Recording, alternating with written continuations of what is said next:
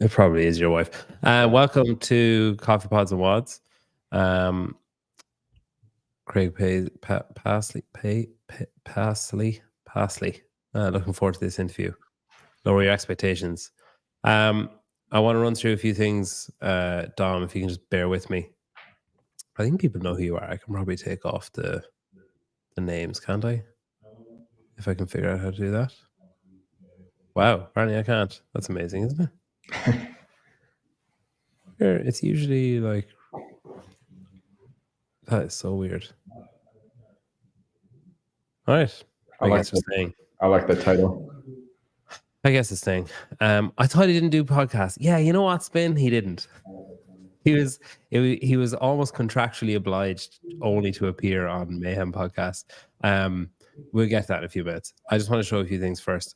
First of all, the eagle-eyed amongst you might notice that there's a new sponsor down the bottom. Defiant Co. They're UK-based clothing company. Got men's range, women's range, accessories. They even got bestsellers. It's amazing.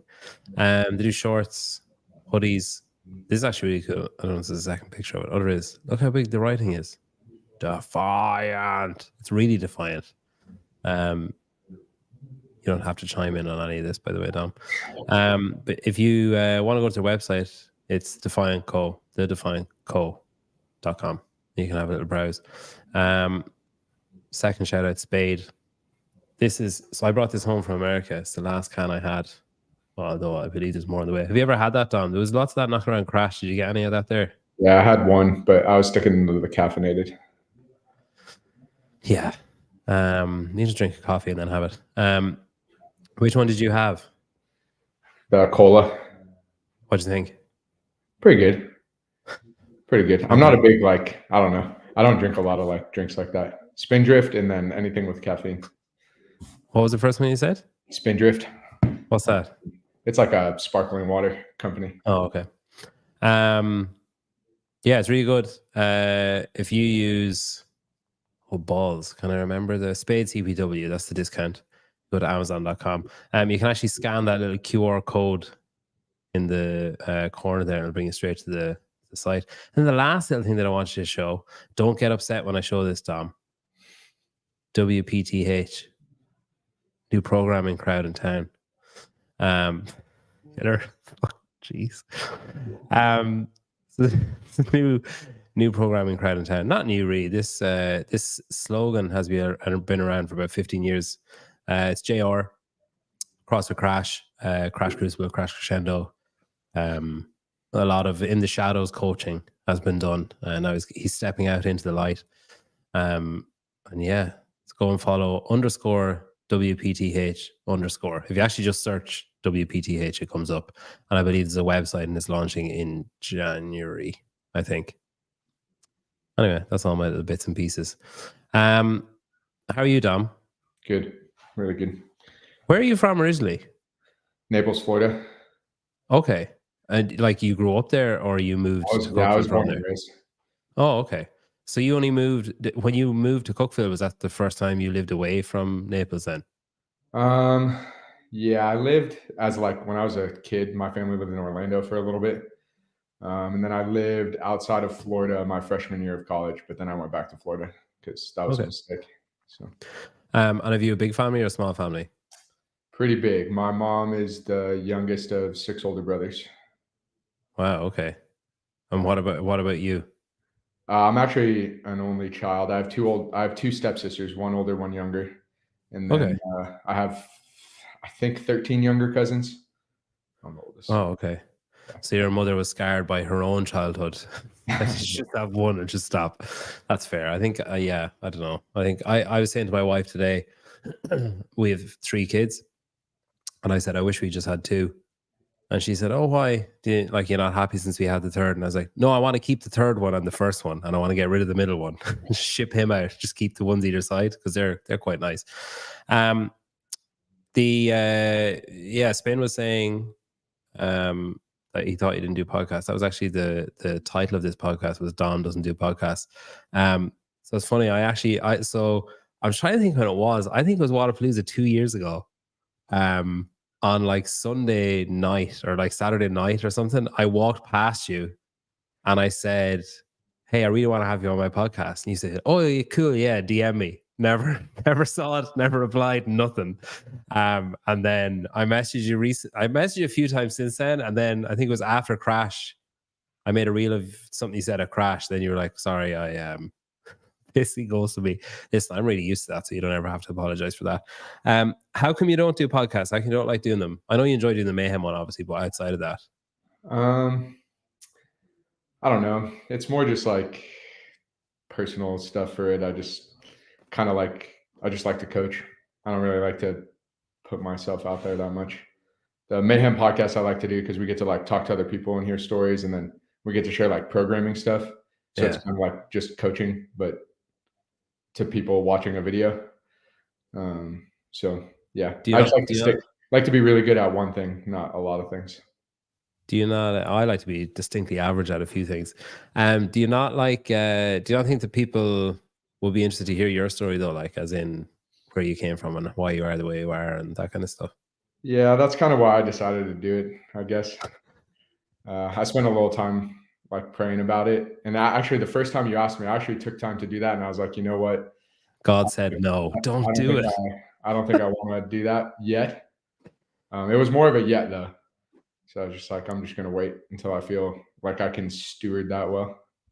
I'm curious about that. Like, so, I was like baptized, grew up as a Catholic, like, you know, classic Irish, riddled with guilt Catholic, not the fun kind.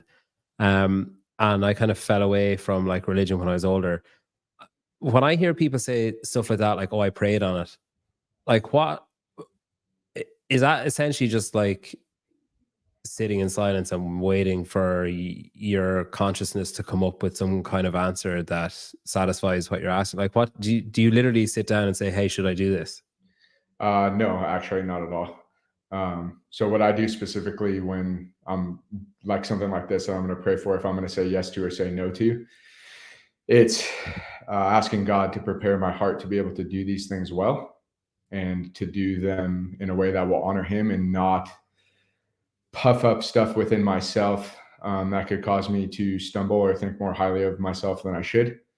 And I think that's a very easy place for me to go. So it's refining my character before I step onto platforms that could defile the character that I want to display or create. Okay. So when I go into prayer, then I'm asking, like I'm talking to God and like explaining to him where I need help and work in terms of my sanctification, pride-wise, where I need help in sanctification in terms of like how I speak, how I handle my tongue, what words come out of my mouth, how I respond, how I listen. And if I don't feel like those things are growing or have gotten to a place where I can represent him well, then I'm going to wait until I feel prepared for that. And I'm not looking for a yes. Usually I'll use time spending reading the scripture or books about the scripture that can help me discern for myself if my character is prepared to be able to do that in a God-honoring way. So it's not really looking for an audible voice, if that makes sense. Yeah. It would almost be crazy. Yeah. To be like, oh, he said yes. Like that would be unusual, I feel. If you just heard a booming, like, yes.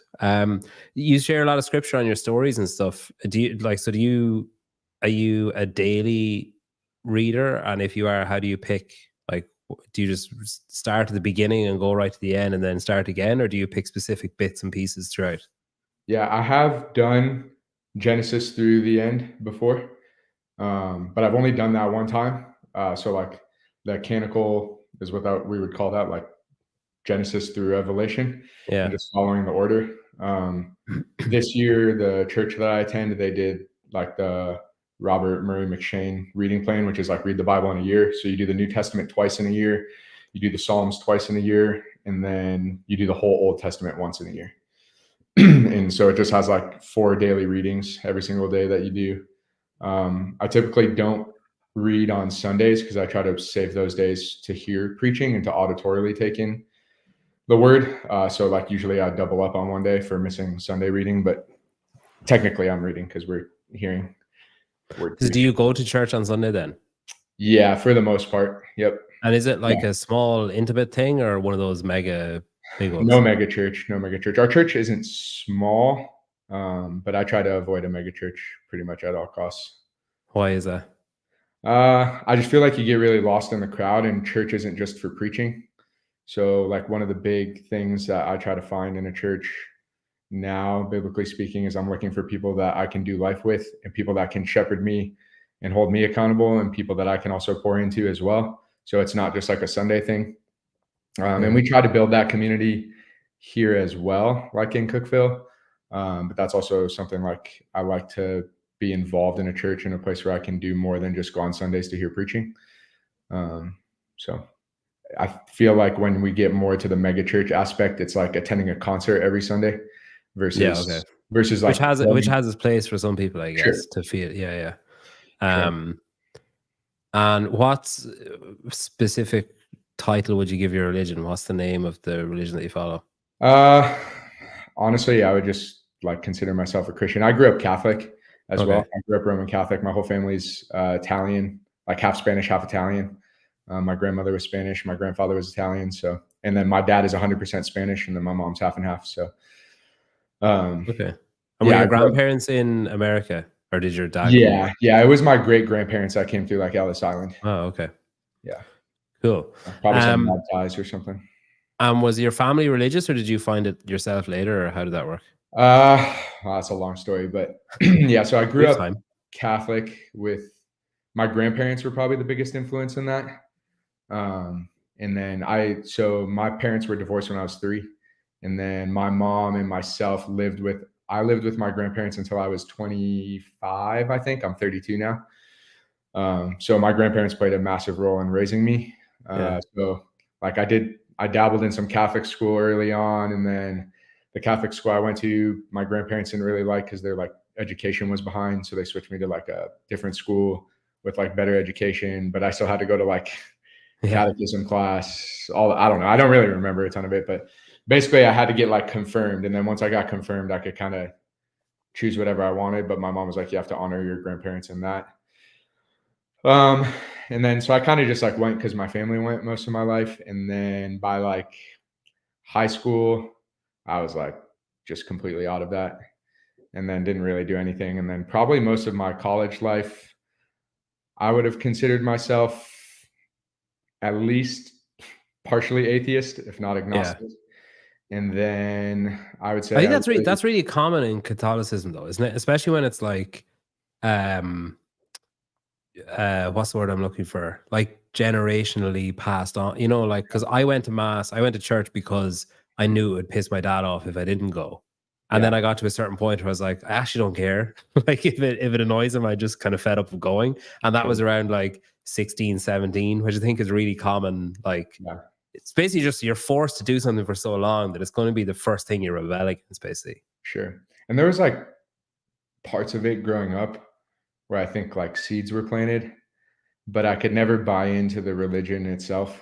I was one of those people that was like, yeah, maybe Jesus was real, but like the whole Catholic Church is corrupt and nothing can be true if like, what's going on behind the scenes. Yeah. I feel like someone would like, I think I was kind of the same, where I was like, I feel like someone would have intervened by now had they seen that this is the way the church is being run, that someone higher up might like, have a word with someone and say, I'm not really sure if you guys are honoring me by doing it this way. So I think that's when I started being like, I feel like something would have happened by now. It's been messed up, I guess. Yeah. And then I just had some good people come into my life. So around when I was 26, I'll try to condense this as much as I can, but so I worked for Matt Torres at his affiliate, starting in like 2015 when I graduated from FGCU with my undergrad. And they had him and one of his business partners, Dario, they had just opened an affiliate called North Naples CrossFit. And my family had moved like to a house right down the road. So we started going there like as members, and then I started coaching there. And then I kind of went all in on coaching at an affiliate there. And then Matt had just got started programming, and I was actually one of Matt's first athletes. So he like came up to me and his sister, and then he had a couple remote people at the time. And he was like, hey, I need like people to guinea pig stuff on. And we were like competing locally and stuff and like training a lot, but kind of just following blogs or doing whatever we could find. So then that's also how I got like into coaching and stuff. But one of his best friends from high school moved back home to Naples from Tampa. And he's actually the guy who like preached me the true gospel, bought me a Bible, ended up moving in with me, lived with myself and who at the time was not my wife for a while. And basically like helped disciple me. And so kind of a whirlwind story, but he's the one who actually like really gave me the real biblical gospel. And where like he obviously saw like, were you going through something or why do you think he saw an opening in the door? Well, we met like right away in 15. And then when he really like poured into my life was probably like 2019, end of 2018. So like we had become friends over like 2 years. When he would like come down to visit Matt all the time, like we would all hang out together. And then him and I just got really close. Like we just bonded. So him and I hung out a lot. And then I think over the course of that, he was just like felt moved to share it with me for sure. I think were you like reluctant at first? Were you like, oh, I get lost, man, I've tried that? No, when he would talk to me about it, honestly, I would say like his life was probably one of the lives that I would look at and I would be like, what does that guy have that I don't have? Because I feel like I have everything, but I'm missing something because that guy's life is way cleaner than my life. Okay. But I never like told him that over 2 years. It was just something like in the back of my head. And I would just be like, that dude is just different than everybody else around us. And I don't know why. Is it like demeanor or energy or what? Just everything, dude. Like how he would talk to people, things he would listen to, things he would say no to was a really big one. And the reasons why he would say no was really interesting. What kind of stuff would he say no to? Just like if we would go out or like if there was a party or like even sometimes one of the craziest things I can remember that impacted me the most about him was we actually did go out one night. Everybody else partied except for him and he made sure everybody else got home safely. That was incredible. So, and he like completely stayed away from it himself. So it's interesting. Yeah. And how did you so were you doing CrossFit before Matt opened that gym or you started doing it when he opened it? No, I started CrossFit in early 2012 when I was like 18. And then I coached at an affiliate while I went to school for a little bit. And then my last 2 years of schooling, I had like 40-hour unpaid internships, so I couldn't coach anymore. So I did those. And then I just like worked out in a garage for a while then. And then once I graduated is when I went to Matt's affiliate and kind of started like training to compete again. So I had kind of taken some time off of like training really hard. And then what did you study? Exercise science and physiology. So coaching was like the plan. Yeah, I was going to go into like strength and conditioning for like a college. So I was actually offered in 2015, I was offered like a grad assistant position to go get a master's, like paid for and do that, or to just go, my other choice was just to go coach at Matt's affiliate and kind of pursue CrossFit. And I just was like, well, I don't really want to go back to school. So I'm just going to send to the CrossFit thing and see what happens. Isn't it nuts? Like when you, those kind of sliding doors things, isn't it nuts had you chosen that other option, which on paper is like a better option. Like it's a more sensible option. Yeah. Because like the ass can fall out of an affiliate pretty quickly, especially a new one. Like it could be, you could end up being a dump. You could end up like being there for 6 months, not getting paid, having to move on. And you think that you turn down a paid master's and then where you've ended up, like it's pretty crazy. Yeah. I mean, now when I look back at it, I'm like, that's crazy. Back then when I was doing it, I was just like so obsessed with CrossFit that it was just like, that was driving all the decisions, which is not a great thing, but it worked. Biblically, we call that providence. So that's when God's working behind the scenes for things that you don't see nor understand how, but he's even when you had no time for him. Exactly. Yeah. Wow. That's a patient fella. It's crazy as well when you think like if you now like 2024, like nearly 10 years later, went back and said to that Dom, like, hey, in a few years, you're going to be working at Mayhem with Rich. Like, imagine the reaction you would have elicited had you heard that. You would have been like, oh, there is a God, even in 2015.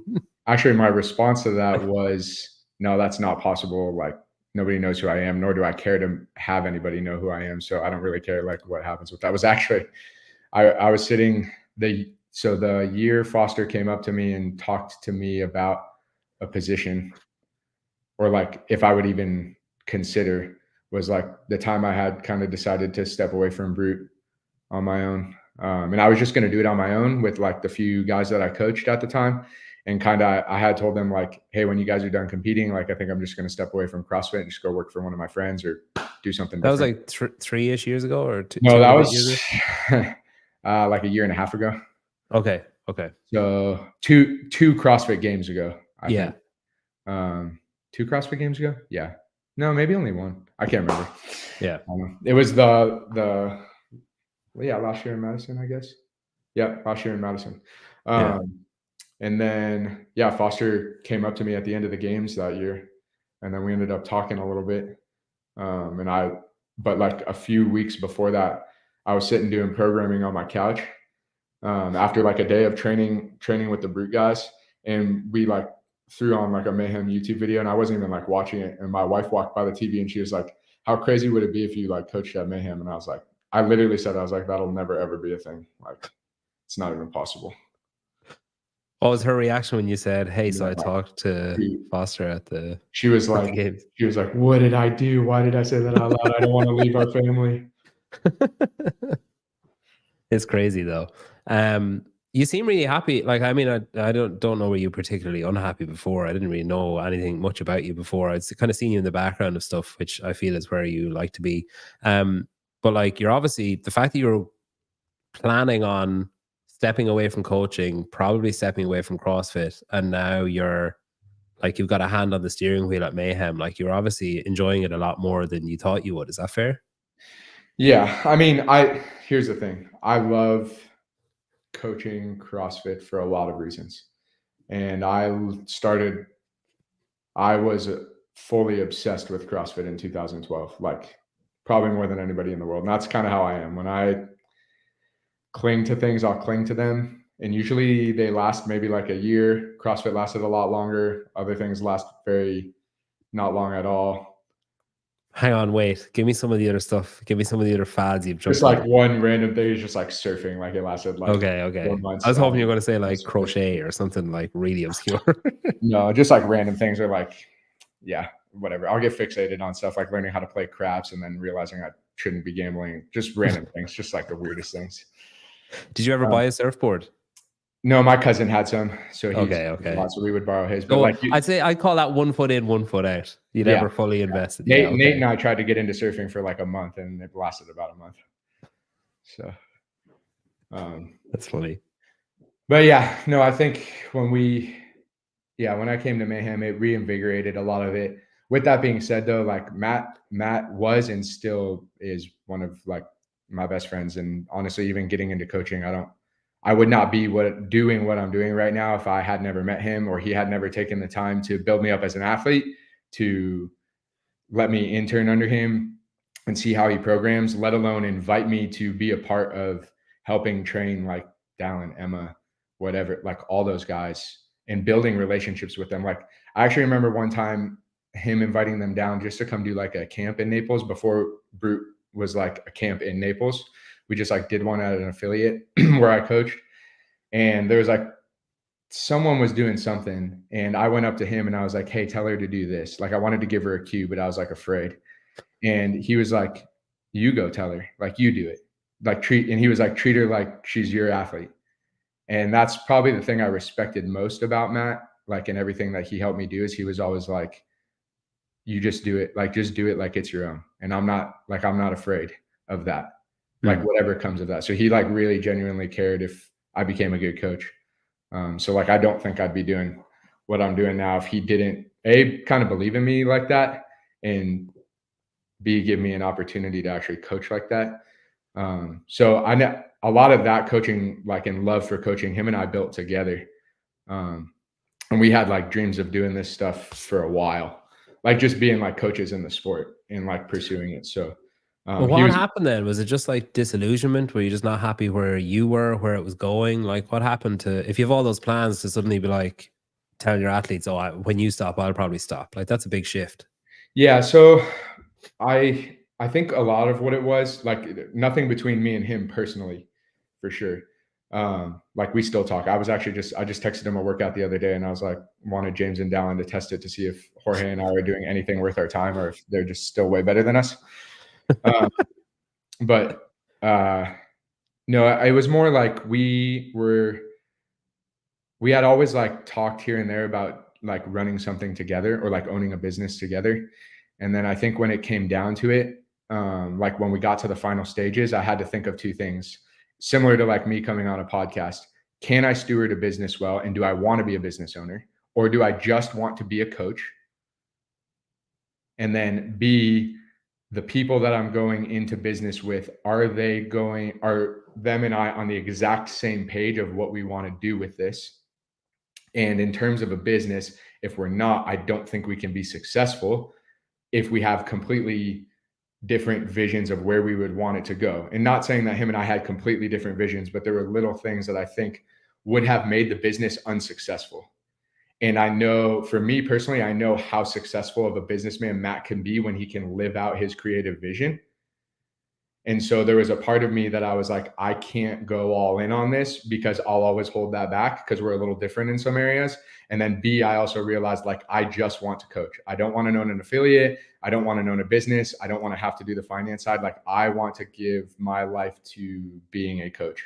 And those were like the major decisions in that made me decide that. And it was so hard. Like, I remember having to like sit down and tell him that I was deciding that. I was like, I think that was one of the hardest decisions I've ever made, because of how good of a friend he is to me, and how much I cared about that friendship, for sure. And I didn't want us like not doing business to hurt the friendship, because he's someone I want to be able to talk to for the rest of my life. If that makes sense. And he's so good at that too, like keeping business and friendship. And he's always been good at that. But it's easy as well. I think it's very easy to get stuck in the conveyor belt of like, well, I guess I better just go along with this because I don't want to piss the other guy off. And then you're just kind of doing something that you don't want to do out of fear of affecting the friendship or whatever. So by the sounds of it, then I'm guessing it's like, you know, if you're sitting in a room with Matt and he's like standing up, talking really passionately about this one thing that he's going to do, and you're like, like, that's probably enough to tell you that, like, right, we're maybe on a different trajectory here. If he's like, and then we'll do this, and you're like, yeah, me, I guess I can sort of see how it would work. And then, and I was trying to make sure we never got to that. That was like, oh wow, right? Okay. So like, I don't even want to get there. I want to make sure that by all means I do whatever possible to preserve the friendship, while at the same time doing what I know is right for my faith, for my wife, and for the remainder of my life. And that was that was all the only reasons I based my decision. For me, it was a lot of discerning what I really wanted to do vocationally. And so again, it comes back to, for me, it always comes back to stewardship. So I don't believe that I personally believe that anything that I have is completely given to me as a gift. I don't earn it. I don't deserve it. I don't deserve to have anything. I don't deserve to have people that trust me with anything. Everything is specifically a gift of a greater owner.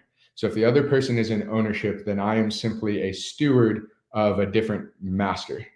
And so in that thing, I have to really understand what is my vocation and my role in order to steward that to the best of my possibility, so that at the end of my stewardship, the master will be pleased, or the actual owner will be pleased. And that goes with every friendship, every relationship, with my wife, with my business, with my programming, with everything that I do. So even in that, Matt's friendship to me was more important than us being the most successful CrossFit programming business to ever live. And so I had to make a decision for myself that I know would preserve that, even if it was like hard or stepping away, or could even pull me out of CrossFit completely. And yeah, like those 5 guys there too at the time, it was Danielle, Emma, Dallin, James, and Fee. Like, those are still people I talk to frequently. Like, they were my best friends at the time, because we spent every day with them. So like, that was the hard part for me. It wasn't really like the business end of things. Once I knew I didn't want to be a business owner, and that wasn't my like vocation or calling, that was like a no-brainer for me. I was like, that was like actually a stress relief to be out of that. It was more the relationships that I was like, if I make this decision, what if I lose them? And I didn't lose a single one. And that was like just the Lord being faithful to like be obedient in small things, and I'll work on the rest. Yeah, that's wild. Like Lupe says, wild. Go back to that master stuff. So that's I assume you're talking about God there, that God is giving you these gifts of like the friendships, the relationships, the, you know, opportunities, that kind of stuff. Is that what you mean? Yes. Okay. So So you're kind of just looking there's a after it. parable. There's a parable in the scripture that Christ gives about that, about like good stewardship. So that's like very scriptural for me, but that parable's always stood out for me. Like, is there any bits of the Bible that when you're reading it, you're like, oh, I hate this bit? Oh, yeah. I mean, that's the whole point of the Bible, right? Change your worldview. Even like just like boring, but you know, like if you're reading a normal book, like a regular book, and you get to a chapter, even if you're rereading a book, say, and you get to a chapter and you're like, oh, nothing happens in this chapter. I know this chapter's shit, but I just have to read it anyway. Like, is there ever bits of the Bible that you come to where you're like, I'm just going to skip these 3 parables there a bit? I know there's in the Gospels, probably not. Like the New Testament slaps pretty hard, but in the Old Testament, like that's a better review. That's a better review than you gave Spade. Yeah. That's not fair to Spade though, because I did only have the cola, and I was also really in the mood for like 500 milligrams of caffeine. So, no, I would say in the Old Testament, there's like some areas in the prophets where they'll give, or even in like the first 5 books of the Bible, where they'll give like measurements on how to build the tabernacle and the tent of meeting and the temple, and that was like specific for the context of the time. And like when I'm reading like a million measurements about how many cubits it is to lay out the tent of meeting, usually I'll do some skimming. Yeah, like you'll read that on 2x. Come up, I'll skim some of that sometimes. I will say I tried very hard to discipline myself to read those at least one time through, but now when I go back through them, I'll definitely do some skimming there. Yeah. Like, blah, blah, blah, blah, blah. Let's turn the page. With it's interesting as well with Mayhem. Is this your wife? Olivia, is that your wife? Yeah, that's my wife. Oh. Does she call you Coach Dom, or does she just call you Dom? Unfortunately, in a more facetious manner, often calls me Coach Dom. Usually when my athletes are around. But I love that. She calls me Coach Dom more than my athletes. Wow. Nina, so you were coaching Nina at Crash. Yes. That's the girl you were talking about in the video. Yeah. It's just interesting. There's like so many, I'm assuming these are all either current or former athletes, or that's Sam. He was at Crash as well. Yeah. I helped coach his team this year with Angelo. Angelo and I kind of did it together. Yeah, Angelo's a good dude. This Angelo made me buy this t-shirt. I saw it. Yeah. He tried to get me. Yeah. I replied, he shared them in a story, and I said, oh, they're nice. And he said, oh, you have to buy one because I did that stupid commercial. And I said, oh, well, us European loves rules, so I bought it. But it's interesting how quickly there's like 5 or 6 Mayhem people that, I mean, correct me if I'm wrong, Samuel, but I don't think I've ever seen you in the chat before, who like have gone out of the way to watch. I think that always says a lot about someone when like a group follows them and like is active in the chat. Always says a lot about the type of person they are. Do you think, would you have gone to, oh shit, I had 4 or 5 questions there and I forgot them when you told that story about the stewardship. Do you think you would have gone to Mayhem had it been, how to describe it? Like agnostic coaching, or an agnostic facility and group, and didn't have a history of being steeped in Christianity and like, you know, being kind of religious? Yeah. So like, that wasn't really that's never a major factor on where I work, if that makes sense. Yeah. It is a major factor in like really intimate relationships for me. It's a major factor in like choosing a church and choosing a local body and the people that I want to be around in the majority of my life in order to hold myself accountable to living biblically. But it is not a necessity in terms of a workspace. And oftentimes I like to look at a workplace as a mission field. So it's not always the best thing to work in a Christian area, if that makes sense. So it's an added benefit for sure. Here's what's the best benefit about working for Mayhem is, since they do have Christian values at their core, I have free reign to talk about Christ as much as I want with whoever I want. That's really cool. Not that I didn't have that before. I also had that before. Like Matt never stopped me from ever doing that. And like I would have considered him like my boss at the time. And we had Bible studies in Naples every single Friday with those athletes, like in the afternoons, and people were always invited and stuff we did together. So like in both places where I've coached like this, that's never been an issue. But it is cool to like be in a place where there's so many people coming through all the time. So it's like always an opportunity to talk to people about what I believe matters. Is James the same? James Sprague, are you the same? Is he Catholic as well, or what's his? So I don't think James really grew up like religious at all. He kind of came to faith a little bit later with his dad. Like his dad was the first one that kind of got him plugged in there, and he had some other good men around him over in Washington that introduced him to the gospel early. And then I think it just kind of came to bear fruit more when he moved to Naples, or like came a reality for him, because him and I just started spending a lot of time together. And there was moments where like I would say him and I like grew together in that. Like even my own faith grew in that season when James was down there. Like that was something him and I just connected on right away when he moved. Well, it must be cool as well then if you had. Yeah, I'm not, you didn't introduce the Bible to him if his dad was doing it as well, but it must be cool when you had a similar experience where someone was like, oh, hey, I know a lot about that kind of stuff. I'll talk to you about it and converse with you about it. And then you're that person to someone else. And that must be a cool, like, passing of the torch.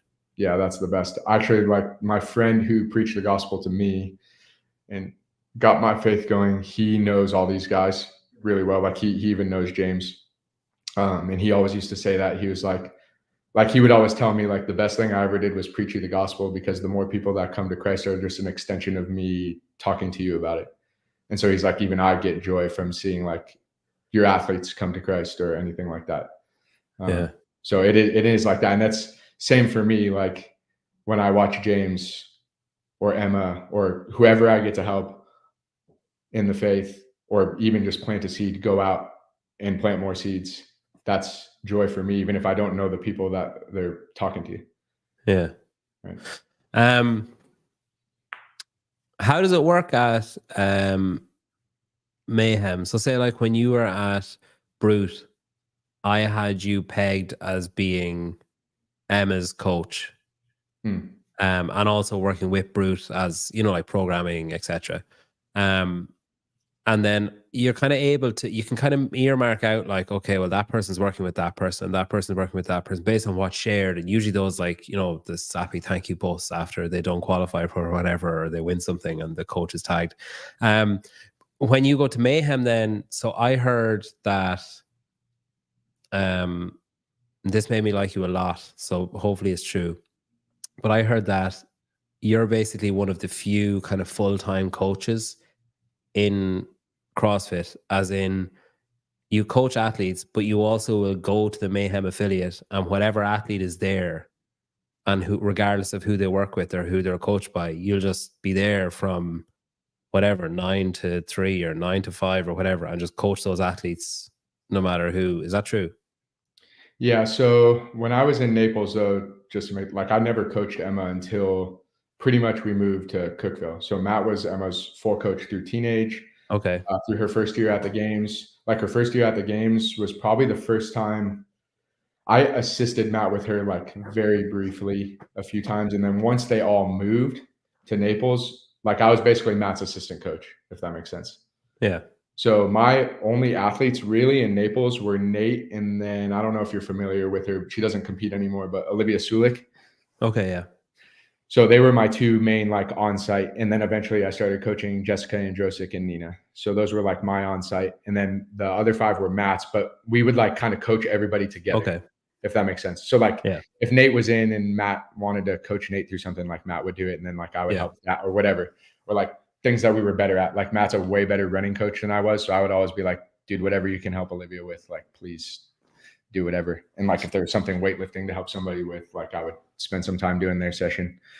So I kind of brought a lot of that with me to Mayhem. When I first came to Mayhem, there was like not that position really of being here, but that's what I did with my guys. Like, so with Nina, Jess, and Nate, and then eventually Emma, who decided to work with me for a year, we did in person.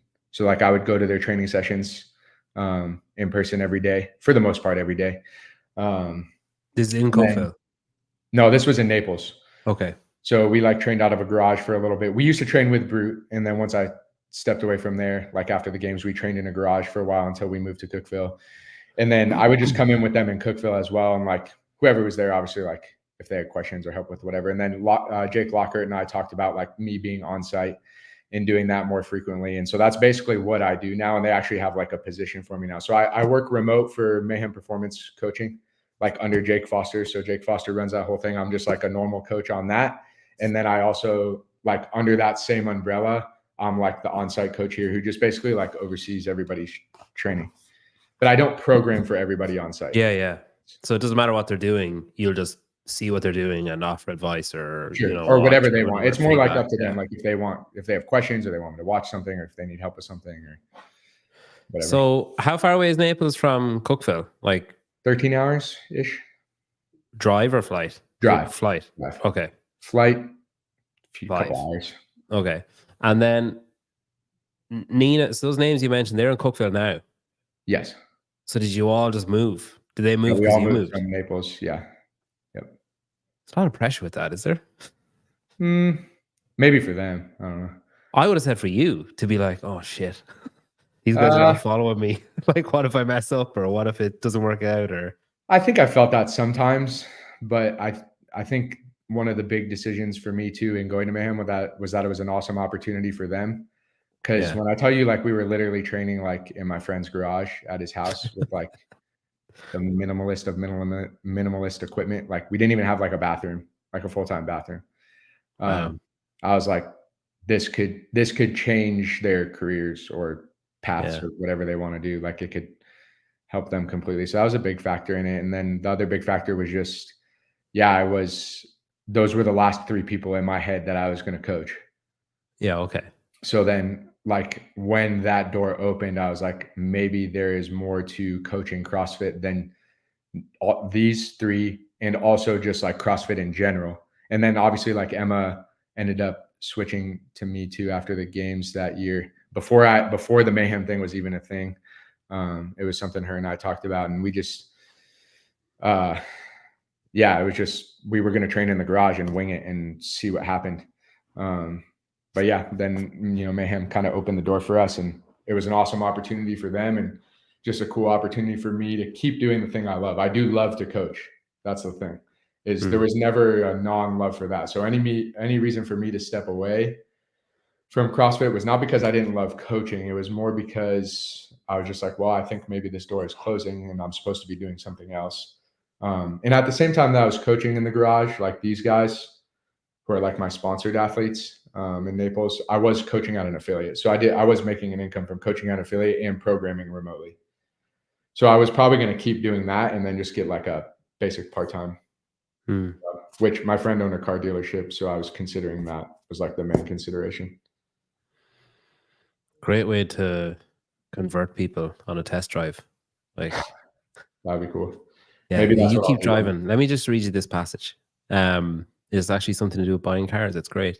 Nina says he's stuck with us. Yeah, look at that child text. He said he's stuck with us. That's with. That's what that means. Okay, so they were all tired of using a bucket for a toilet in the garage, and he decided to move.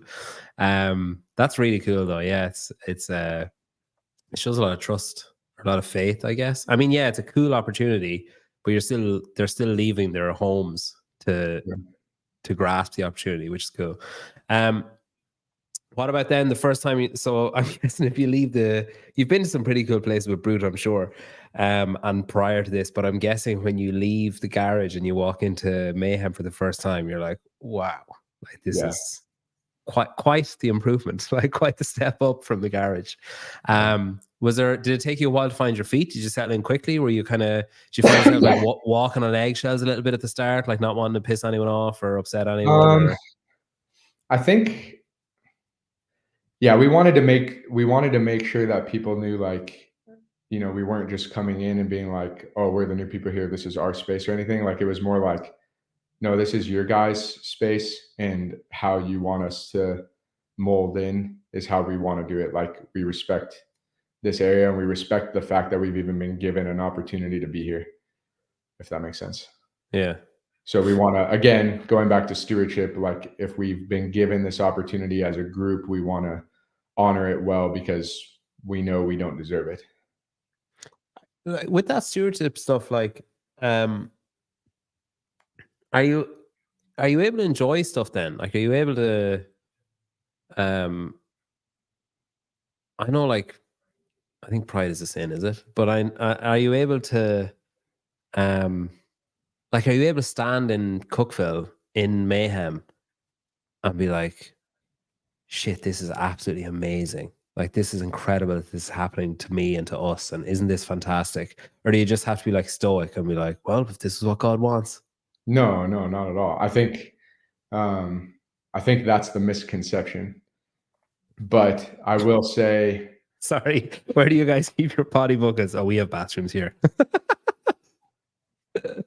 Oh, and sure we used to just go to the bathroom outside in the bush. So when we first got to Mayhem, everybody kept making the mistake of not going to the bathroom. They just kept stepping the door outside, and I was like, guys, you can go to the bathroom. That's funny. No, I think that's the misconception. But I will say this: I think when you come to know who God is in Jesus Christ, there is no greater joy. And so even something as cool as Mayhem, which might be the pinnacle of a job for CrossFit, cannot even stand in comparison to knowing Jesus Christ as Lord and Savior. And so, yes, there's a lot of joy in receiving that blessing, but it is not even close in comparison to what it feels like to know Christ. Does that make sense? And so the joy in being in Mayhem and experiencing that joy and including stewardship of that gift, that joy is a direct overflow from the blessing of knowing Christ himself. Okay, because you're aware of the fact that it's a gift, basically. So it enhances it. Yeah, okay. And here's a cool thing. My younger stepsister said this to me when I told her that I got this job. And she said, actually, you know what? First, she said it to me the first time I helped Matt coach at the games. And she said, remember how badly you wanted to go to the CrossFit games in 2012? And I was like, yeah, but I sucked too much as an athlete. And she was like, remember how like heartbroken you were when you knew you couldn't as an athlete? And I was like, yeah. And she was like, how cool is it that God has you at the CrossFit games now, just not the way you saw it? Right. And like, it's the same idea with Mayhem. It was like, I didn't believe for a second that I would coach at Mayhem, but how cool it is that I get to do that now, even though it's not the way that I had envisioned when I was a kid of how it should be done. Right. So it wasn't my way, and it was never my way. And I was too selfish because I wanted it to go my way. But once I came to know Christ, and now that I see it through the biblical lens of where he has me doing it his way, and the fact that he kept me in CrossFit to do that, it's allowed me to see that I had no idea what was actually good for me. Everything I thought I wanted was not what I needed. And that's probably the biggest lesson I've learned through that whole journey is most of the times what we want is not what we need. And what we need is so much more joyous and better and satisfying than whatever we think we want. Does that make sense? It does. Fake downfall, fondall.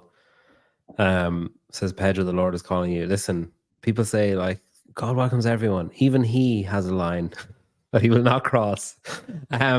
Your teeth are amazing, Dom. Have you had your teeth done, or are they your own teeth? Bruh, my wife is gonna kill you. No, I say this to people all the time. I'll say it on this too. I don't really ever wash my face. That's why I have clear skin, because people wash their face too much. I mean, I take showers, but like whatever, like the bar. Yeah. Drippage. I brush my teeth all the time. Whatever, do that. If I remember, no, I do that. But I actually I had like a really bad fever when I was an infant. I don't remember this at all. Like to the point of like having to go to the hospital and like near like death fever, and it stripped all the enamel off my teeth. So I actually don't really have enamel on my teeth, and I don't really go to the dentist like at all. I haven't been to the dentist since high school. So Hang on a minute. What kind of fever did you get that stripped enamel off your teeth? I have no idea, but that's what my mom told me. So like I have these like spots on my teeth. Oh yeah. That's Most people interesting. get like veneers and stuff to cover that up or something, but who's gonna waste money on that? Yeah, I mean they're perfectly straight teeth. They're nice I don't know. chompers. I've seen you go like shaved, grown. Do you just like go and then be like, I'm sick of this and shave it off? It's more like grow, and then next week my wife was like, you have to shave for Rogue. So it's like on the Olivia schedule. It used to be on the grandparents' schedule. So like I would grow it out, and then my grandmother and my grandfather would be like, "What are you doing?" And I'd be like, "Fine, I'll go get a haircut." But yeah, That's funny. so it's like a quarterly shearing. Quarterly shearing is what I call it. Yeah, so she's taken over the CrossFit season, and your wife has taken over the role of your grandparents. That's interesting. Yeah. Do you shave your head and everything, or just your? Yeah, usually I get hair cut up, get the beard trimmed. I think I'm gonna try to keep the beard long though, just like tidy it. Get it trimmed down. Yeah, but yeah, what are we talking about? Oh yeah, so the positives then. So with that stewardship idea or concept, the positives are enhanced or whatever because you're aware of it. What about the negatives then? What about when something shit happens? Does it make, like, do you still suffer in it the same way, or are you able to be like, well, I mean, I guess I'm just minding this thing until he wants it back. So if it wants to be shit, then it's going to be shit. You're going to make me get it out. That's the second biggest thing someone's whipped out on this podcast. You had Tutor on here? Clip that. I can say that because Tutor's my friend. All right, let me get you something. This one's for Lockhart, actually. This is his favorite. This is his favorite book in the Bible, but I'm going to read this to you. Count it all joy, my brothers, when you meet trials of various kinds, for you know that the testing of your faith produces steadfastness, and let steadfastness have its full effect, that you may be perfect and complete, lacking in nothing. If any of you lacks wisdom, let him ask God, who gives generously to all without reproach, and it will be given to him. But let him ask in faith with no doubting, for the one who doubts is like a wave of the sea that is driven and tossed by the wind. For that person must not suppose that he will receive anything from the Lord, for he is a double-minded man, unstable in all his ways. So trials of various kinds, testing of your faith produces steadfastness. And then in a simple way, that was James 1. But in a simple way, I would say, if the Lord who called me to follow him suffered to the point of crucifixion, will he not also call me to follow him in suffering in this life? Yes or no? Yeah, okay, yeah, fair. That's right. And then if that same Lord resurrected from after the crucifixion into glory, will he not also call me into resurrection and into glory? Yeah. So what is the path to resurrection and glory? Suffering. And so if I do not see suffering as my greatest blessing in this life, am I following Christ? I don't know. Yeah. I'll tell you what, one thing that wasn't on my bingo card for 2024 was having passage read out on the show. So congrats. There's definitely people who have watched other shows I've done thinking that there should be like some kind of steam coming off me or smoke or something that happening. Yeah, it's interesting. Like it is interesting. Like it's comfort, I guess, as well, because like if you're going through, like if I'm going through something shit, you just kind of think through it, I guess, and like I might talk to my wife about it. Whereas I guess you have this stuff that you've learned and like stuff that you know and stuff that you're confident in and stuff that you have a like strong belief in to be able to fall back on and to rely on and to, I guess, vent to as well to a certain extent. Sure, everything goes to the Lord. Cast your anxieties on me. That's 1 Peter. Yeah, for sure. Yeah. How often would you say you either read something or pray for, like, I mean, if you're praying about coming on my podcast, I'm guessing the bar is pretty low. Is it like a multiple times a day, or is it like, do you kind of hold everything till the end of the day and be like, right, what were those 5 things I was thinking about? I need to pray on them now. No, I usually try to start every day. So every day starts with prayer and reading. Usually throughout because then the day gets pretty busy. So like, Would you have a specific thing in your head, like thinking, oh, that thing yesterday that happened, I need to think about that now this morning when I'm reading or when I'm praying or whatever? Yeah, usually the Spirit will bring that up, like into conviction, or like if for a need of repentance or things that happen in the day. Sometimes in the moment, sometimes it can happen in the moment, sometimes at the end of the day. Usually I try to set apart, like as a personal discipline, every morning and every night ends with prayer. I try to do every morning and every night, like, so the start of the day and then the day also includes reading. The start of the day is always reading, but the end of the day is sometimes reading, sometimes not, or sometimes like even like reading about other stuff, not even just scripture. So if I get my programming done in time. How many hours do you spend at the gym then? So it's like 2 sessions, 9:30 to 12:30. Then I take a little break in the middle, and then second session is usually from 2:30 to 5. Yeah, okay. And how many athletes Kind on of average you varies just though. see? Like right now, Rogue, like the last 2 weeks Yeah, of Rogue okay. have been crazy. So like if a session runs long, it just runs long, and we just roll with it. So like those kind of prep weeks and then like qualifier weeks or whatever, they're probably busier, I guess. Yeah. On average, how many athletes would you have eyes on a day, as in that you're interacting with in a coaching capacity? That's a good question. I've never actually counted, but maybe like 12-ish. And only like 2 or 3 of those would be yours, I'm guessing. Like yours. That I like directly do all the Yeah. programming for. Yeah, probably like 4 that I do directly all the programming for. Yeah. But like they also like we kind of have times in there, but not everybody starts everything at the same time, or you know what I mean? So like we actually do work out together a good amount, probably more than other camps, but especially in the off season though, we do a lot of individualized stuff, which is also like very like brute. Like we do individualized programming for most of the people. Yeah. And then we start to come together more as the season comes closer. So like right now, I kind of pay attention to that. Like when people are going or they're doing, I'll ask like if Zoe comes in, for example, and Angela's doing some of her programming right now, I'll ask her what she has today. And then like if she tells me she has a handstand push-up piece, I'll kind of sometimes I don't always tell her, but I'll start like watching because that's like one of her weaknesses. And then if I see something or something that she might need help with, I'll mention it to her, or I'll like bank it in the back of my head and then hopefully remember to tell Angela like, hey, we need to work on this with her. Yeah. Did you leave something down on your laptop or in front of your laptop or something there? I don't know what we were talking about, but I pulled out some more verses for you that I was going to tell you. But I think wherever you've left it is covering. I can, but it's just like you're talking through a my bad quote. It's just like muffled or something. I had a Hebrews 12 pulled up for you in case we needed as backup reserve. We'll keep that in the bank. You mentioned Emma Carey going with you when she decided to move to Mayhem or move with you, and you were going to Mayhem. She obviously subsequently decided like not to compete, so she kind of pulled out and stuff. What's the story there now? Is she, because she seemed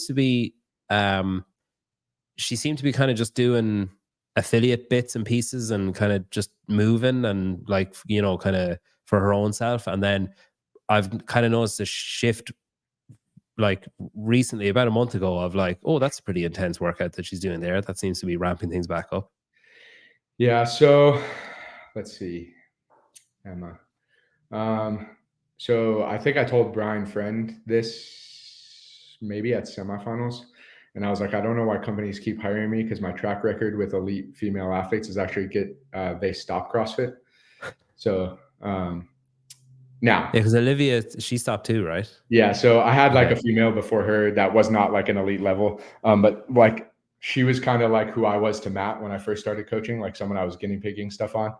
And she kind of went down like the missions field route. And then Olivia Sulik is in like Bible college and probably going to go down the missions route. And Emma actually really awesomely, and maybe she would jump on a podcast and talk about her own life if you reached out, but she's an incredible speaker. So I would recommend that. But she's actually like doing some other stuff too outside of CrossFit, which is really cool for her life. She's going to nursing school at Tennessee Tech. And she's been taking like EMT classes too, which like a lot of people probably don't know this, but like her dad was a state trooper. So like that's cool. Been really cool for her and her dad to like kind of bond on first responding stuff. And so, yeah, she's doing some really cool things with her life. But pretty much right now for her, CrossFit is like, she's just doing it like as exercise, not like a plan to compete anytime soon right now. But yeah, she's just focusing on other things.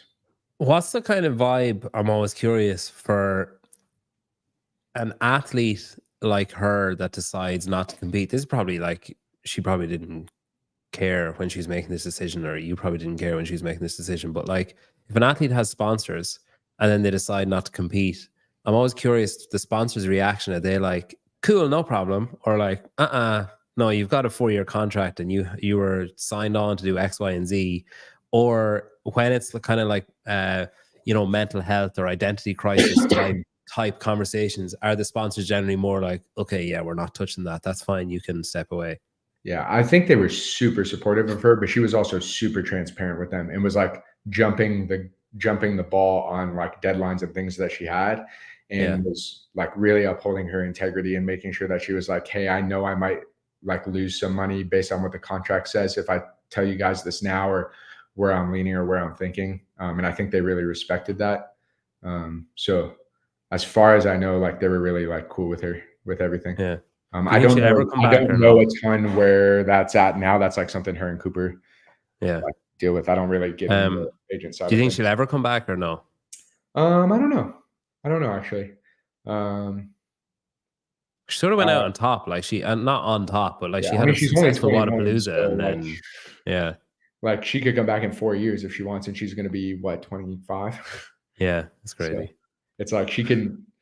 I think that's something we miss with some of these young kids, and maybe something I wish I did better as a coach. But if I think about it, when I was 18 and doing CrossFit, I was also full-time in school, and I was fully capable of doing CrossFit really well while also being full-time in school. And somewhere along the road for these teenagers, there was this misconception that if you don't go all in CrossFit and lock yourself in the closet and try to win the games, you're worthless if you're really good at it. I don't know where that came from or how that happened, but it happened. Yeah. And like, I think a lot of these younger teenage athletes could still be really good and have a lot of fun with it and do something else. I don't know why CrossFit has to be only this and nothing else. Now, I think if you want to be really good, like obviously it has to be the priority, and like you can't work a 9 to 5 serving tables at a restaurant and probably be a games athlete. That's probably unrealistic. Poor Devin Kim. Can you take some classes and go to school or do something, or coach a little bit on the side and do programming or things like that? 100%. James runs his own programming business, and he just won games. So Dallin makes stupid videos with Jason Hopper. I mean, everybody has their thing that they do. With those guys, I got to call Dallin. I knew there was something funky about Jason Hopper when he was failing 155 squat snatches at Wadapalooza in like 2022 or something. With the changes and stuff that are going on, so okay, one of the things that I noticed at the games, obviously terrible, like Lazar, everything that happened was like awful, and then one of the things that I noticed was like, and 2 other people mentioned it to me, having noticed it as well, was the kind of reaction, the general reaction, we'd say, from Mayhem was remarkable. It was so level-headed, so calm. It like the ability that, especially the coaches that I spoke to, like the ability that they had to control, because obviously they would have been like reasonably close to Lazar, like he was there up until whatever 18 months ago, but they had this ability to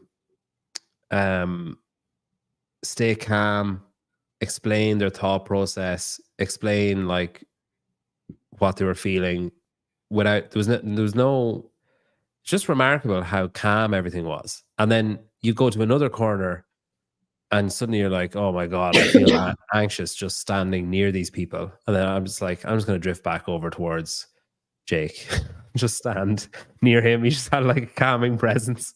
But it's like that, you must take great pride in that, the fact that you belong to that sort of environment where that's the reaction to like a huge tragedy and like something terrible happening, is just like calmness and just like rational talk, I guess, basically. For sure.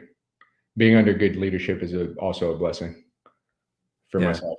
So, yeah, I think Peter, I think when you say you feel a calming presence from Jake, you're referring to Jake Lockhart. Yeah. That's the and Holy Foster, Spirit. the two of them. Yeah, and Foster. That's the Holy Spirit, is what you're feeling. Because there's an understanding in those men, it's Philippians for a peace without understanding. There's a understanding within their soul that, as tragic as that can be, there is hope. Does that make sense? Yeah. So I think those men understand that and they handle that well. And they also strive to be men that people can seek out and come to in those situations. Yeah. I mean, I spoke to Foster like 2 or 3 times. Yeah. About it over the week. Sure. And it was like, he's remarkable at reading people and like reading a room. And then like I spoke to him about it, and it was just kind of like he'd like make a throwaway comment or a joke or something that was just like calming straight away. And I kind of opened, like it allowed me to feel like, all right, I can kind of say whatever I want. Like I don't need to say specific things or walk on eggshells or whatever. Like, I just wanted to say that because like the whole Mayhem camp, I always respected like Rich and like, you know, I admired Angelo from a distance, and, you know, Jake and what they kind of built and the whole thing, and their ability to kind of speak unbridled about certain things and just be like, I don't really care. Like, I'll just say whatever. I admired that, but like really at the games, I was just like, wow, like that's a remarkable way to handle something like this, especially when nobody else around was handling it in a similar way. Like everybody else was quite effervescent for a few days emotionally, and they were just consistently calm. It was crazy to see. I will say though, it was tough, bro. Like, yeah, we can say all that, but I got to, like, I stayed with Roman that week, like that weekend. Like we just stayed in a house together because his wife like stays separately during the games.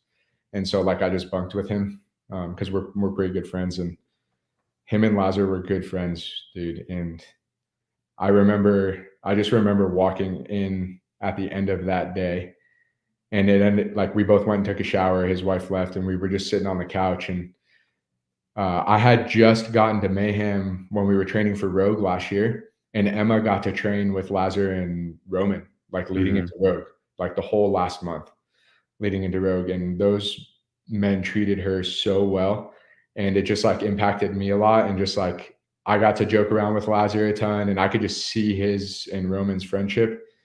And when we were sitting on the couch, like Roman just looked at me and he literally just said this, like, no more Lazar.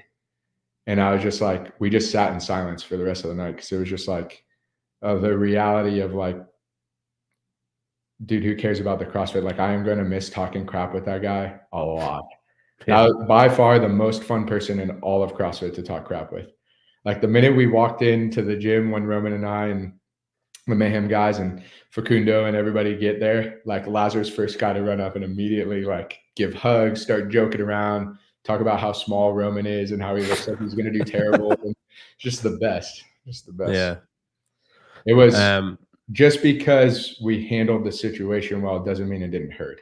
Yeah, no, I fully accept that. I'm not like, I don't think anybody was dismissive of it or, you know, downplayed or anything. It's just the level of control required to externally not show what's going on internally, I think, is what was remarkable. I think that comes from a place of understanding that like emotions are not true. So like in my Christian belief, like emotions are liars. That doesn't mean that they can't be helpful or they can't help discern a decision, or that they can't be sanctified or made more like Christ's emotions, but they are not true. So if the Bible is our standard of truth, then we're going to rely on the scripture to supersede what we're feeling in a situation. So instead of listening to my emotions immediately in a situation, the first thing I'm going to do is preach to my emotions the truth of scripture, and that let my emotions be molded by the scripture, and then make a response. right? Which is also James 1, be quick to listen, slow to speak, slow to anger. Yeah, I think, I don't want to misquote him, but I think JR says like feelings aren't real. That's his like response. If you ever say that sounds like a very JR. Yeah, I feel a bit shit. Yeah, feelings aren't real. It's just like, get over it. With all the changes and stuff that are going on then, so obviously there's been rumored changes of another league, another like, you know, a different season running alongside. I think Spin and the guys kind of went into great detail last night. Spin did as usual, like, oops, I've stumbled upon something I shouldn't have found. I better put it out on broadcast on the show, which is always great. But they went into great detail about the different kind of things that might be happening, how they might be happening, why, where, when, and all that kind of stuff. Apparently, there's going to be something in December about what might be happening outside of CrossFit. And then obviously we're hoping there'll be an announcement before that, maybe end of November, middle of November, about what will be happening in CrossFit, which seems to be like the online semi-final, etc. I know, like, in that reel that I made of you, you kind of say like, who really cares? Like, it's just fitnessing fast or whatever. But like, this does affect your athletes, your preparation, 100%. All that kind of stuff. Yeah.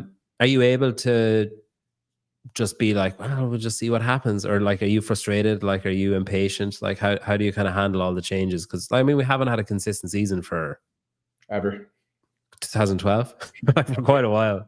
Ever, at least since I've been coaching, ever. It changes every year. No, I think, and I when I said that to you, I thought about it and I was like, that is probably going to be taken incorrectly. Of like, oh, maybe he doesn't, like, he's saying, oh, that doesn't. No, I think there is a level of like, yeah, dude, this also pays the bills, and we are living a life and making a career and trying to do these things well. So there is a level that matters. Just what does it matter in the grand scheme of things? Yeah. And so I think the same mentality is brought to that. It's like circumstances change, but at least for me, like, Jesus is the same today, forever, and today, tomorrow, and forever. So like, I have a immutable, unchanging God. So the circumstances of career change, the circumstances of our season change every single year, whether it's an online, whatever, everything because of COVID, like, who knows? Like, nothing's ever guaranteed, ever. And so I try to take that perspective for myself. I also try to take that perspective for my athletes and help my athletes have that perspective, and basically be like, hey, wherever this goes, this is how we're going to do it. If it's not CrossFit and it's a different thing, we'll go do a different thing. And if it's not, if it's the games and it's just in a different way, then we'll follow it and do it that way. Either way, the main reason why we're competing is not to win the games or make the games. It is a part of it. It is a part of it for sure. And it is a tangible, temporary goal, but it is not the only reason we show up to the gym and do CrossFit every day. So if that can be stripped away in an instant, like, let's go use this for the things that we can take, exactly like I said in the video, that we can take outside of the gym, so that we have at least used this time that God has given us to equip us for real life. Is there any part of you that's like, having said all that, is there any part of you that thinks, wait a minute, what if the top 1% do go straight through to online semifinals from the Open? Should we just train really hard for the Open and like screw everything else? Yeah, I also feel like there has been a trend specifically in CrossFit of it leaning more towards CrossFit. So like, the fitter you are open wise, the better those athletes do. Now, obviously the top of the people who are like top 10 at the games are also stupid strong, but it's getting to a place where, like, if you have a base level of strength, the better you are at an open workout, the better you're going to be at quarterfinals, the better you're going to be at semifinals, if you have the baseline strength. And Haley's a great example, honestly. Even Emma was a great example of that too. Emma had some freaky strength things because of technique and stuff, but her raw strength was never really there, but her fitness was unmatched, right? Spin said, isn't it weird that all the athletes or coaches always try to downplay the changes and say they aren't worried about all the changes? I just, like, honestly, I don't think I've ever looked at a rule book or anything until like it comes out. And I just look at those so that I don't screw stuff up when I have to be the judge in a video, because that stresses me out more than anything, is like being the judge in a video. So if there's one thing I'd be stressed about, is like, I had to judge for semifinals or something because it was on, or whatever, I don't know. That would stress me out. But like, the changes in the season, I don't know. I would say that it's definitely not all athletes downplay the changes and say I think they some aren't worried people about hate it. them. I think some Yeah. people hate it. I know a lot of the athletes hate it, which honestly, I think more from the athlete end, it's more stressful. Yeah. I 'Cause think it's if you like just let it, like, I don't know. I mean, I guess when it's your livelihood, it's different. true. But there is a part of me that's just, I think a lot of it comes from more so it's not so much the fact that they don't know or they hear rumors that the season might change, but it's the fact that there's consistent change and the fact that you kind of hear stuff in the media and then you're thinking, wait, is that true? Like, how can they know that before we know that? And then I've heard these three different things, and which one of them is true? I'd say that's probably quite frustrating. Yeah. But screw it, I need stuff to talk about. So Yeah. I think we're just going to talk about it. this season, it's so hard because it does change all the time. But it's like, why am I going to get worried about it when I can't control it at all? Yeah. No, it's just like be prepared for whatever they have. So I just focus on, I kind of just treat it as if it was going to be the same season, and just prepare my athletes the best for that until I know a change. And then we just make an adjustment. What would happen? Spin actually asked this earlier on. I intended to come back to it, but I can't find the question that he asked now. Oh yeah. What would Dom do if he found out one of his athletes is on PEDs? If because he actually wrote an article today about the Masters athlete who came back from a ban for a banned substance and was moved from third up to second, replacing a guy who was taking that GW, whatever the hell the rest of it is. Yeah.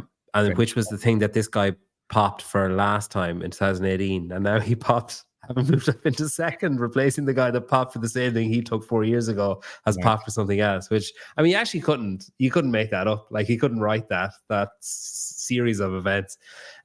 What's the Mayhem, or is your stance the same as Mayhem? Is there a rule? Is there like, oh, that person took PEDs, they're never allowed to train here again, or they're excommunicated, or like, how does it work with that kind of stuff?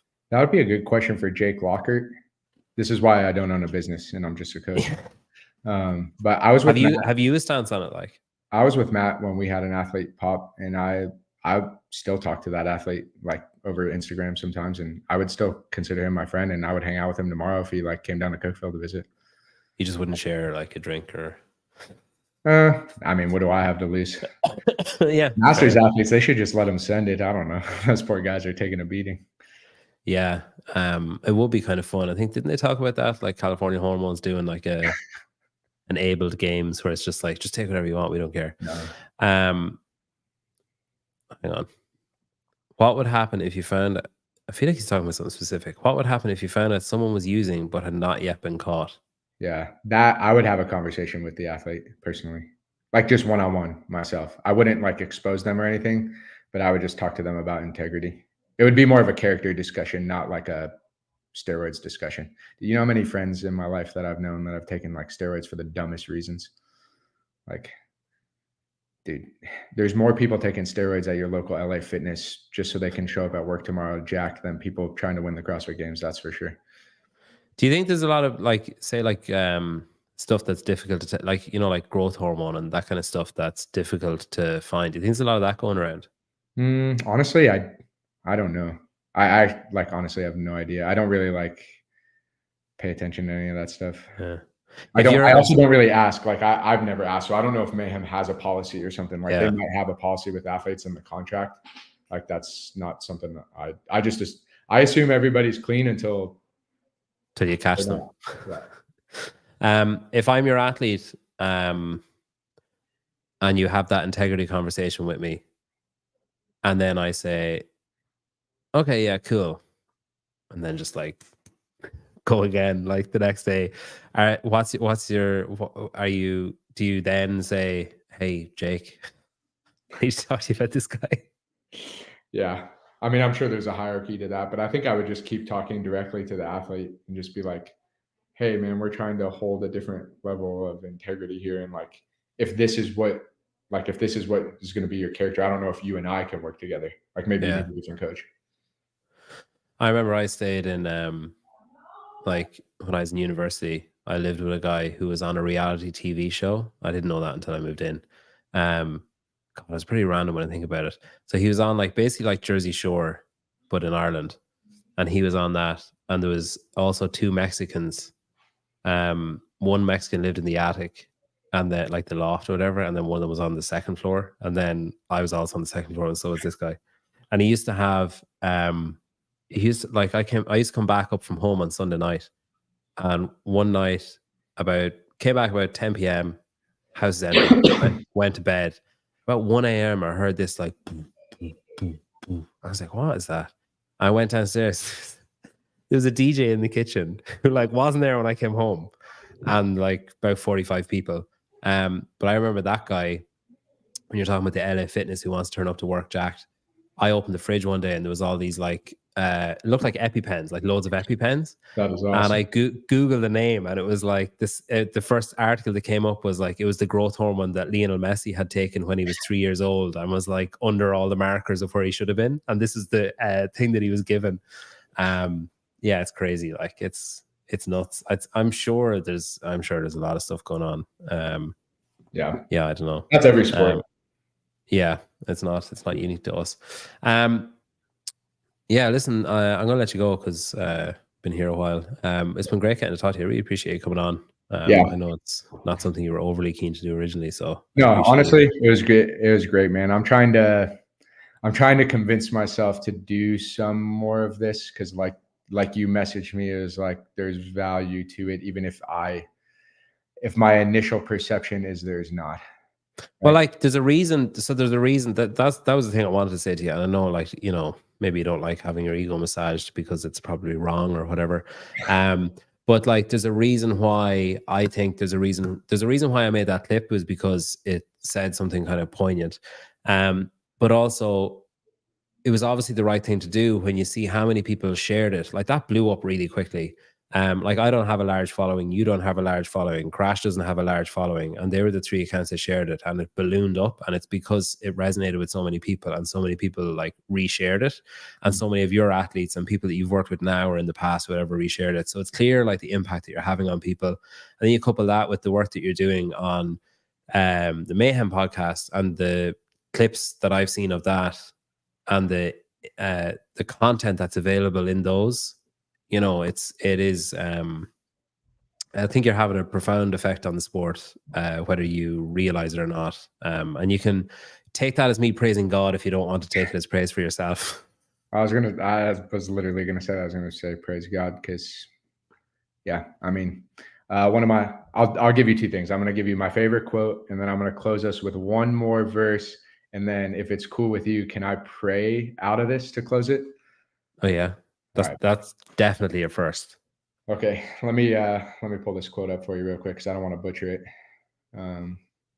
But I mean, I want to say this. So it's fine that you say I make an impact on the sport. I'm actually pumped to hear that if that's the case.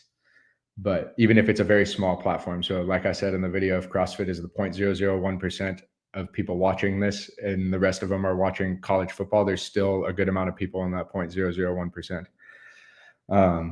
But I'll say this from one of my favorite pastors, Paul Washer: there are no great men of God, never have been, never will be. There are only small, tiny, weak, faithless men of a great and merciful God. And to whatever degree that God decides to use me, I must understand that he always chooses the runt of the litter so that the glory goes to him. So you're saying I just called you a weak? Yes, which is the greatest compliment possible. And then I'll take words of the Apostle Paul from Philippians 3. But whatever gain I had, I counted as a loss for the sake of Christ. Indeed, I count everything as a loss because of the surpassing worth of knowing Christ Jesus, my Lord.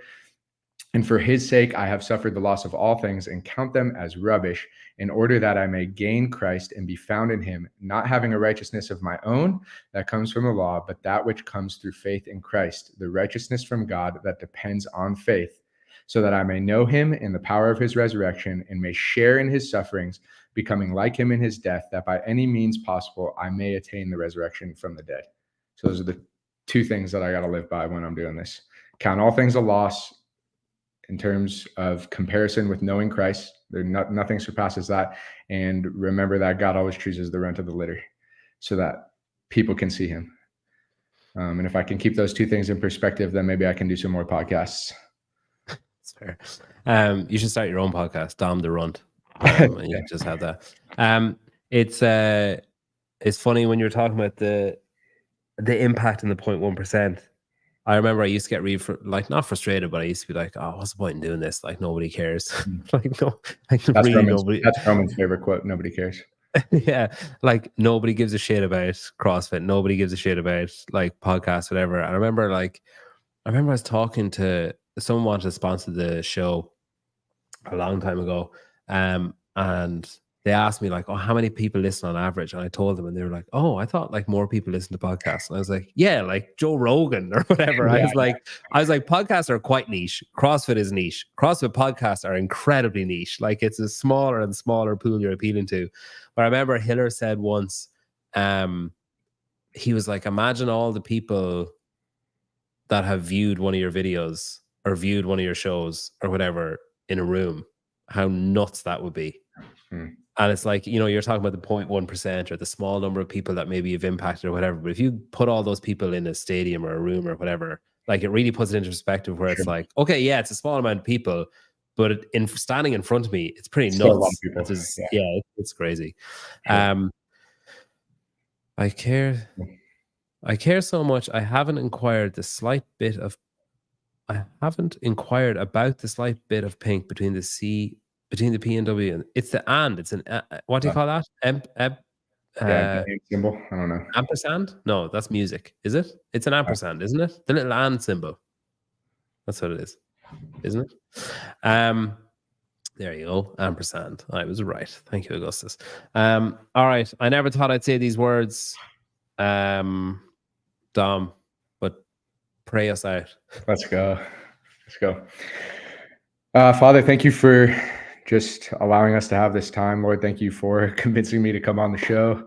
Lord, thank you for, Peter just being patient with me and letting me ghost him for a year before I did this. But God, I'm grateful for this opportunity, Lord, and just to have conversation about you, Lord, and just to just sit here in the presence of whoever's watching and hopefully have shared a word or something of encouragement or just something about faith in Christ, Lord, that would just lead those people's hearts to consider you or to wonder about you, Lord. And also I just pray for Peter, God, that you would just continue to plant seeds in his life. I know there's some people that have been around him, Lord, that have just been doing an awesome work and loving him well. And so, God, I just continue to pray for his heart and his path in that, Lord, and that, one day he would come to know you and to seek Christ, God. And Lord, I'm just thankful for what he's doing in the CrossFit space, Lord, and opening opportunity for people to just share their stories and for us to all get to know each other. The most beautiful thing that you've done with the CrossFit community, Lord, is you've created a tight-knit group of people who just love to hear about each other and build each other up, Lord. And I'm thankful to be a part of that and to be in a community where we can openly share those things, Lord. So I'm just thankful to be here today and to have had this conversation, Lord. And I hope that it glorified you in all the ways that we talked. I pray this in Jesus' name. Amen. Thanks, man. I assume you're talking about Will. We said it's good people. He's the only good person. Will and I became very good friends at the games. So. Yeah, Will's the only good person that I've surrounded myself with. I've got a large group of people, and it's just Will. All right, thanks, Dom. I really appreciate coming on. Thanks everyone for watching as well. Good luck.